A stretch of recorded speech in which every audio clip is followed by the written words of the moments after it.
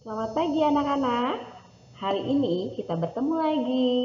Hari ini kita akan belajar tema 5 subtema 3. Pengalaman di tempat bermain. Yuk kita sama-sama lihat layar. Nah, pohon cemara di rumah Dayu roboh. Roboh dikarenakan tertiup angin. Pohon cemara yang roboh panjangnya 2 meter 60 cm. Satuan meter dan sentimeter adalah satuan baku. Satuan baku dapat digunakan untuk mengukur panjang. Satuan meter disimbolkan dengan huruf M. Berikut ini macam-macam alat ukur.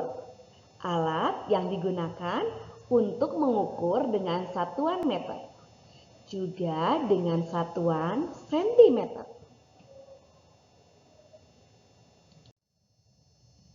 Nah, alat ukur panjang baku.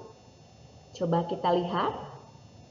Satuan baku adalah satuan yang sudah ditetapkan secara internasional. Misalnya, untuk mengukur panjang, satuan internasionalnya adalah meter. Alat yang digunakan untuk mengukur satuan panjang, misalnya adalah penggaris atau meteran. Penggaris atau mistar. Penggaris atau mistar menggunakan satuan sentimeter. Coba anak-anak ambil penggarisnya. Ada kan angka 0 sampai 1, ada yang sampai 0, 1 sampai berapa, ada yang sampai 30. Berarti penggaris itu ukurannya berapa? Ya, 30 cm. Ada yang punya sampai 50. Berarti ukurannya penggaris itu adalah 50 cm. Nah, anak-anak, penggaris atau mistar itu menggunakan satuan sentimeter ya. Sekali lagi, digunakan untuk mengukur apa? Buku, pensil, penghapus, tempat pensil, dan panjang jari atau panjang meja, kursi, figura, foto, dan lain-lain. Masih banyak lagi ya yang lainnya. Nah, sekarang kita akan membahas tentang meteran pita. Meteran pita itu menggunakan satuan sentimeter. Ditulisnya cm, tapi dibacanya sentimeter. Digunakan untuk mengukur kain atau bahan baju. Biasanya digunakannya oleh penjahit. Itu tadi ya, guna dari meteran pita. Nah, selanjutnya adalah meteran gulung atau sering disebut dengan roll meter. Meteran gulung atau meteran tukang sering dipakai oleh tukang ya, tukang bangunan. Menggunakan satuan sentimeter dan meter. Jadi itu suka bolak-balik anak-anak. Di depannya senti, nanti di belakangnya ada meter ya.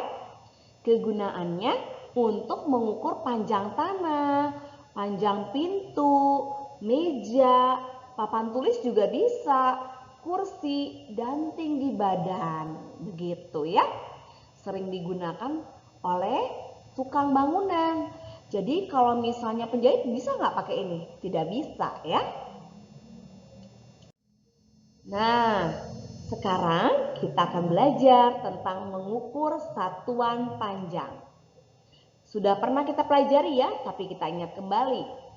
Perlu diingat, 1 meter adalah 100 cm.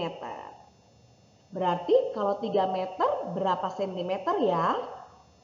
Caranya adalah 3 dikali 100 sama dengan 300 cm. Atau mau cara dengan penjumlahan? Bisa. 100 tambah 100 tambah 100 sama dengan 300 cm. Berarti 3 kali penjumlahannya ya. Atau bisa tidak? Dengan cara bagaimana lagi yang lebih mudah? Coba, mau yang penjumlahan atau perkalian? Boleh yang mana saja, tapi Ibu rasa yang paling mudah perkalian ya. Karena anak kelas 2 sudah pinter dong mengali-ngali ya. Baik, berikutnya kita akan belajar tentang kebalikannya. Kalau 100 cm itu berapa meter? Coba siapa yang tahu? 1 meter, pintar sekali. Sekarang kalau soalnya 400 cm berapa meter?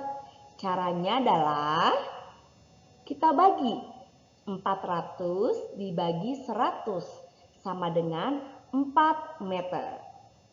Nah, 400 dibagi 100 cara mudahnya bagaimana? Kita lihat kalau 400 itu nolnya ada berapa? Nolnya ada 2. Kita coret 2. 100 nolnya ada berapa? 2 juga.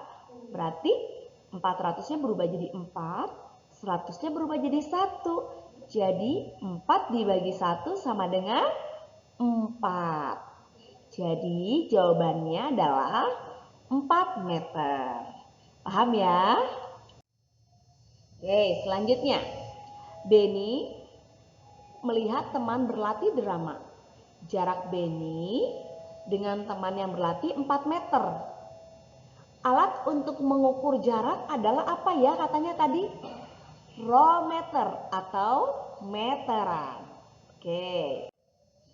Nah, sekarang kita akan belajar menghitung. Ibu Deta beri contoh ya soal cerita. Lani mengukur panjang papan tulis. Setelah diukur, panjangnya 300 cm.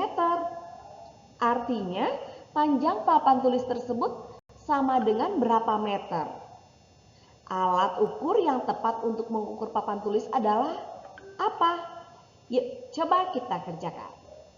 300 cm itu berapa meter? Masih ingat? Nah, ini dia penyelesaiannya. 300 cm sama dengan berapa meter? Caranya 300 dibagi 100 sama dengan 3 meter. Jadi panjang papan tulis tersebut sama dengan 3 meter. Itu tadi contoh dari Ibu Deta ya. Anak-anak sudah bisa ya cara mengerjakan dan menyelesaikan soal cerita ya. Oke. Sekian anak-anak pembelajaran kita hari ini. Mudah-mudahan anak mengerti. Kalau tidak mengerti boleh bertanya sama ibu? Boleh. Oke anak-anak, selamat melanjutkan aktivitas berikutnya ya. Bye.